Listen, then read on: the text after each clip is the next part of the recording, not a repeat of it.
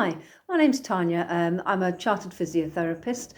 I deal with all kinds of muscle and joint problems, but I also have a special interest in vestibular rehabilitation. That is helping people with problems with balance and dizziness. So I thought I'd just explain today a reason why the room spins when you get vertigo. So let's take a look at this giant model of the ear so you can see how things are formed. So here's obviously your outer ear here and the tube where your sound waves travel through and they hit your eardrum here and transmit sound through into a little apparatus here. Sound waves go through this little coil here and they get absorbed at different points in the coil, and that's how you interpret sound that you're hearing. But then you've got this other half of your inner ear structure, and this is called your vestibular apparatus, and this is a really clever device. It's quite amazing. So if you picture how big that really is in your skull, in reality, if you put it next to the size of your ear, it's tiny apparatus, but it's got these three semicircular canals. That's what they're called, okay? And you can see why. And they're your body's spirit levels. So you've got three of those in your left ear and you've got three in your right ear, and they mirror image each other. So as you turn your head or tip your head a certain way, fluid in these canals will move one way or the other. At the bottom of each of these canals, there's a little kind of extra, you can see it bulges out a little bit extra. There's a bundle of hairs at the bottom of that. So as the fluid moves one way or the other, the hairs are pulled one way or the other.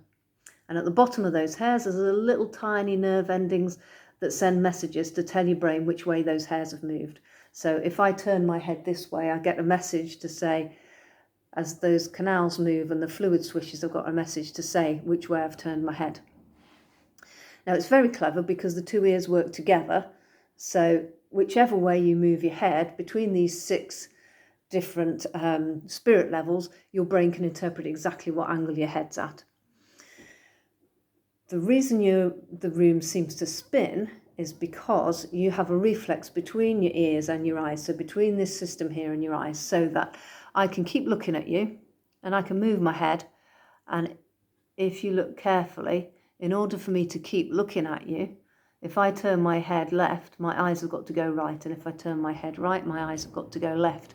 So there's a reflex that tells your eyes which way to go so that you can still keep something in focus while you're looking at it. And it's a really fast reflex. So the second you move your head, your eyes have already adjusted to that movement if things are working well. If you're getting a message from one ear to say that you've turned your head that way, and that's the right message, but there's a problem with this apparatus in your other ear, then sometimes you get a message, the wrong message from one ear. Your brain can't interpret that. So your left ear may be telling you that you've turned your head right and now you're not moving. Your right ear might be telling you that you're still moving. And because then you've got a reflex between your ears and your eyes don't know which way to go because they don't know if your head's still or if your head's moving. So what's actually happening, and if you had an attack of vertigo and somebody was observing you, they might tell you they can see your eyes doing funny things.